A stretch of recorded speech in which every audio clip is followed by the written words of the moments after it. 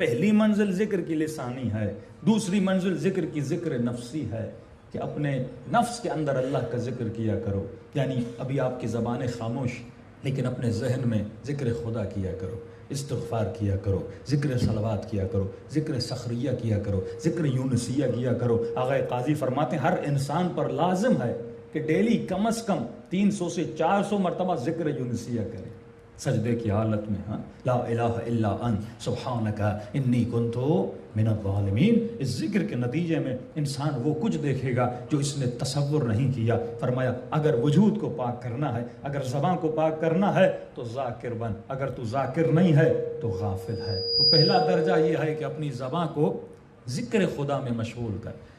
دوسرا درجہ یہ ہے کہ آنکھوں کو بھی پاک و پاکیزہ رکھ۔ آنکھ کس طرح نجس ہوتی ہے؟ اے جوان، یہ آنکھ نامحرم پر پڑھنے سے نجس ہو جاتی ہے، شہوت کی چیزوں کو دیکھنے سے نجس ہو جاتی ہے۔ دشمن نے اتنا ڈیٹا بنایا ہے، اتنا مٹیریل بنایا ہے، خوراک کہتے ہیں نا، جس طرح پیٹ کی خوراک ہے اسی طرح آنکھوں کی خوراک ہے، اسی طرح کانوں کی خوراک ہے۔ کانوں کی خوراک یہ گانے، آوازیں، ہاں، نوحہ، قصیدہ، قرآن کی تلاوت، جتنی بھی وائس ہے یہ خوراک ہے کانوں کی۔ جتنی بھی تصویریں ہیں، پکچرز ہیں، موویز ہیں، ڈراماز ہیں، بکس ہیں، یہ ساری خوراک ہے آنکھوں کی۔ جس طرح کھانے پینے میں حرام خوراک بھی ہے، حلال خوراک بھی ہے، بکری کا گوشت بھی ہے، خنزیر کا گوشت بھی ہے۔ اب چوائس تیری ہے کہ تو کھاتا کیا ہے، جیسا کھائے گا ویسا بنے گا۔ اسی طرح جب تو انٹرنیٹ کے میدان میں، میڈیا کے میدان میں جاتا ہے، ہر طرح کی خوراک موجود ہے تمہاری آنکھوں کے لیے، دشمن نے اویلیبل کر کے رکھی ہے۔ اب یہ تیرا اختیار ہے۔ دیکھیے چیزیں کائنات میں اصل کمال انسان کیا ہے؟ کمال انسان ہے سلیکشن۔ ہاں، آپ سلیکٹ کیا کرتے ہو، یہ آپ کی اوقات ہے، یہ آپ کی قیمت ہے۔ جو آپ سلیکٹ کرتے ہو وہ آپ کی قیمت ہے۔ گناہ کو سلیکٹ کیا، آپ کی قیمت وہی ہے جو آپ نے سلیکٹ کیا۔ لیکن 4 تصویریں سامنے آ جاتی ہیں۔ ایک بدکارہ خاتون کی تصویر ہے، مثال دے رہا ہوں، ایک تصویر کسی خوبصورت باغ کی ہے، ایک تصویر حرم حسین کی ہے۔ اب اختیار آپ کا ہے کہ آپ کی آنکھیں کس تصویر پہ کلک کرتی ہیں، کس تصویر پہ آپ کی آنکھیں جا کے رک جاتی ہیں۔ اگر اندر صاف ہوگا، طاہر ہوگا تو تصویر طہارت پہ جا کے رکے گی، لیکن اندر نجس ہوگا تو تصویر نجاست پہ جا کے رکے گی۔ اس لیے فرمایا پہلے اندر کو صاف کر تاکہ تمہاری سلیکشن بھی صاف ہو جائے۔ ہماری سلیکشن میں مسائل کیوں پیدا ہوتے؟ کیونکہ اندر نجس ہے۔ اب ظاہر برائی برائی کو کھینچتی ہے، اچھائی اچھائی کو کھینچتی ہے۔ تو اگر وجود اندر سے اچھا ہے تو یہ آٹومیٹیکلی اچھی چیزوں کی طرف کیا ہوتا جائے گا؟ اٹریکٹ ہوتا جائے گا۔ اور یہ وجود میلا کیوں ہوتا ہے؟ کیونکہ میں نے کہا اگر وجود میں شہوت کا غلبہ ہے۔ دیکھیے بخار کیوں ہوتا ہے آپ کو؟ کسی چیز کا غلبہ ہوتا ہے، بخار ہو جاتا ہے۔ سردی یعنی گرمی کا موسم، ایک بندہ سردی سے پریشان ہوتا ہے، کمبل پہنا ہوتا ہے، کیونکہ اس کے وجود کا سسٹم خراب ہو جاتا ہے نا، کسی چیز کا غلبہ ہو جاتا ہے، اب اس کو سردی لگنے لگتی ہے۔ اسی طرح جس کے اوپر شہوت کا غلبہ ہے یہ بھی ایک طرح کا بیمار ہے۔ بیمار آدمی کو صحیح چیز بھی پھیکی لگتی ہے کیونکہ بیمار ہے، اس کے سینسز صحیح طریقے سے کام نہیں کر رہے، اس کے دماغ کو صحیح میسج نہیں پہنچا رہے۔ اسی طرح جس جوان پر شہوت کا غلبہ ہو جاتا ہے وہ بیمار ہے، اس حالت میں اسے نہیں پتا لگتا کہ میں کیا دیکھ رہا ہوں۔ تو جس طرح جسم کی بیماریوں کا علاج ہے، ڈاکٹرز ہیں، اسی طرح شہوت کا بھی علاج ہے۔ بہترین علاج جو شہوت کا ہے کہ اے جوان جلد سے جلد انسان کیا کر لے؟ شادی کر لے۔ کہ فرمایا کہ اس کی نماز کا ثواب دگنا ہو جاتا ہے۔ ہاں، جب زمین پر چلتا ہے تو اہل زمین جو اللہ کی روحانی مخلوق ہے اس بندے کی طرف اٹریکٹ ہوتی ہے، کیونکہ اب اس کا وجود کیا ہو چکا ہے؟ صاف ہو چکا ہے۔ اب اس کی نگاہیں ہر طرف نہیں جاتی کیونکہ اب بیمار رہا ہی نہیں، یہ ٹھیک ہو چکا ہے۔ 90% لوگ جو وقت پہ شادی کرتے ہیں وہ گناہوں سے بچ جاتے ہیں، 90% لوگ۔ اور آپ ریشو نکالیں جو دیر سے جن لوگوں نے شادی کی ہے ان سے جوانی کے گناہ پوچھئے، وہ گناہوں میں مبتلا کیوں ہوتے ہیں؟ کیونکہ فطری تقاضوں کو جب تم پورا نہیں کرو گے۔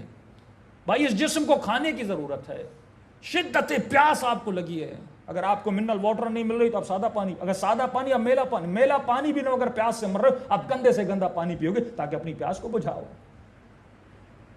تو آپ کیوں اپنے بچوں کے لیے صاف پانی پرووائڈ نہیں کرتے؟ کیوں اپنے بچوں کے لیے اچھی غذا پرووائڈ نہیں کرتے؟ اور اگر تم وقت پہ اس بچے کی غذا کو پرووائڈ نہیں کرو گے، دشمن نے کئی کھانے پرووائڈ کیے ہوئے ہیں اس کی شہوت کو بجھانے کے لیے، حرام کے راستے پرووائڈ کیے ہوئے ہیں.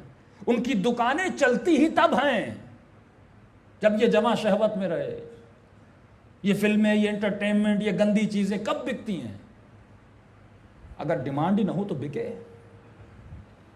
ہم بڑھاس دیتے ہیں معاشرے میں شیطان کو، ہم اس کی ڈیمانڈ کو اتنا بڑھاتے ہیں کہ وہ زیادہ سے زیادہ موویز بناتا ہے، کریشن کرتا ہے، اس کے لیے خوراک بناتا ہے. اسے پتا ہے کہ معاشرے میں اس خوراک کی ضرورت ہے،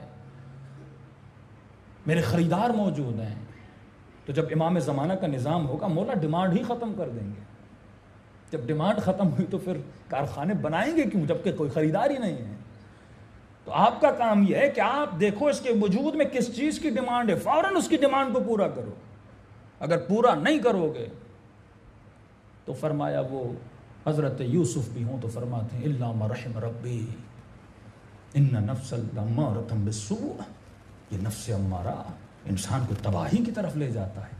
صرف وہی بچتا ہے جس پر خدا رحم کرتا ہے. یوسف جیسا نبی کہے کہ اگر خدا مجھ پر رحم نہ کرتا. تو عزیزان محترم یہ کب ہوگا؟ جب انسان اپنی آنکھوں کو پاک کرے گا. دیکھے معاشرے میں کیا چل رہا ہے، لاکھوں گھر تباہ و برباد ہو گئے، جوانوں کی زندگیاں تباہ و برباد ہو گئیں، غلط چیزوں میں پڑ گئے. عجیب انسان ہے کہ بیٹے کو یونیورسٹی تو بھیجتا ہے، آپ پیٹرول پمپ پہ 10 منٹ کے لیے بھی گاڑی کھڑی کرو تو پیٹرول پمپ والے کہتے ہیں سگریٹ نہیں جلانی. آپ بولو نہیں میں گاڑی کے اندر ہوں، یہاں آگ نہیں کا، نہیں، کیونکہ یہ وہ مادہ ہے، مٹیریل ہے، اگر اس کو چنگاری بھی لگ گئی تو یہ جل جائے گا. لہٰذا ہم رسک نہیں لے سکتے، چاہے آپ گاڑی کے اندر ہی کیوں نہ ہو، پھر بھی یہ رسک ہے. 0.5% بھی رسک ہے کہ یہاں پر آگ لگ سکتی ہے، لہذا سگریٹ نہیں جلاؤ. اور مولا فرماتے ہیں جس ماحول میں ایک مرد اور ایک خاتون ہو، وہ چاہے مسجد کا ماحول ہو، جلوس کا ماحول ہو، یونیورسٹی کا ماحول ہو، اسکول کا ماحول ہو، آپ کے جاب کا ماحول ہو، کوئی بھی ماحول ہو جہاں پہ مرد اور عورت ہے، فرمایا تیسرا شیطان ہوتا ہے. نہ خود پہ اعتبار کرنا، نہ کسی اور پہ اعتبار کرنا. یہ نفس نہ مولوی کو جانتا ہے، نہ بوڑھے کو جانتا ہے، نہ جوان کو جانتا ہے، یہ ہر کسی کے اندر ہے. بڑے سے بڑے عابد اس کے دھوکے میں آ گئے، بڑے سے بڑے عالم اس کے دھوکے میں آ گئے، کیونکہ جس نے اس کو تھوڑی سی چھوٹ دے دی اور اس کے جھانسے میں آ گیا وہ تباہی کی طرف چلا جاتا ہے. گمراہی کے لیے وقت نہیں لگتا، لمحے ہوتے ہیں.